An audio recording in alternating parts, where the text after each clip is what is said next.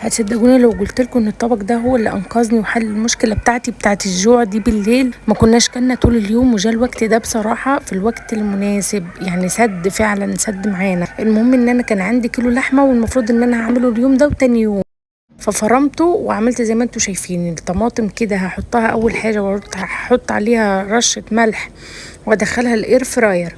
ودي اللحمه المفرومه هحط عليها بصله وشويه توابل حلوين كده اللي انتوا بتحبوهم. انا عن نفسي بحط طيب، بحط جوز الطيب، وبحط شويه ملح وشويه فلفل اسود، وانا بكتفي بكده.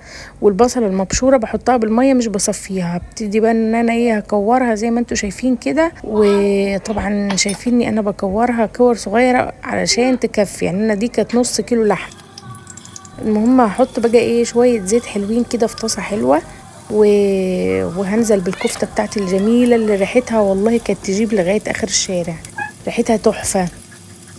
الولاد كانوا عمالين جعانين يا ماما جعانين يا ماما لما شموا ريحتها. فعلا ريحتها كانت خرافيه والوصفه دي رهيبه.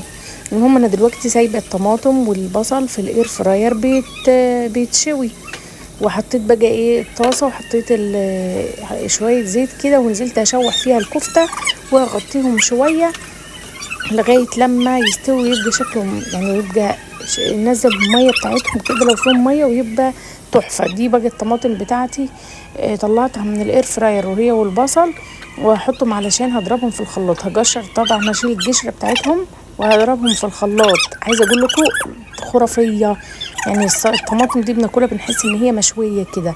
هضربهم كويس، هم طبعا هيتضربوا كويس لان انا شايله منهم القشره بتاع الطماطم. هضربهم هما والبصل المشوي اللي ريحته خطيره فعلا يا جماعه، والله الوصفه دي جباره. وهضربها بقى بعدين هنزل بيها على الكفته. هشوف بقى معاكم اهو الكفته.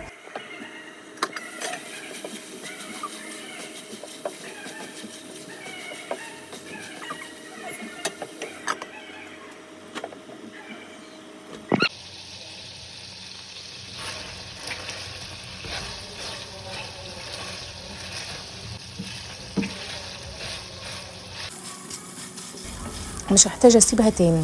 هنزل بقى بمعلقتين صلصه، انا عندي بستخدم صلصه ميرو خرافيه، وحطيت معلقتين. وبعدين هنزل بقى بالصلصه اللي انا ضربتها في الخلاط دي بتاعه البصل والطماطم المشويين.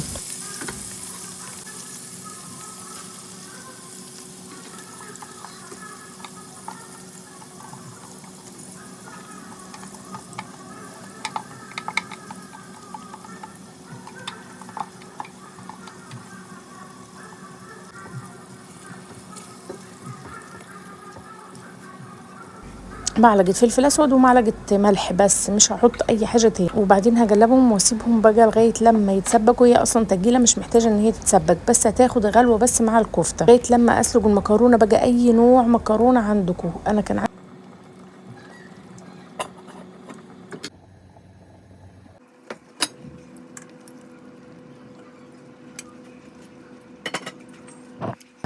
بصوا شايفين لونها خرافي وطعمها كان فظيع فظيع. جربوها هتدعولي والله، وولادكم هيدمنوها. شايفين شكلها حلو ازاي، والكفته كانت مستويه وخطيره. بالف هنا وشفا. وما تنسوش بقى تدعموني، تعملوا لي لايك وكومنت حلو كده، وتدعوا لي دعوه حلوه من قلبكم.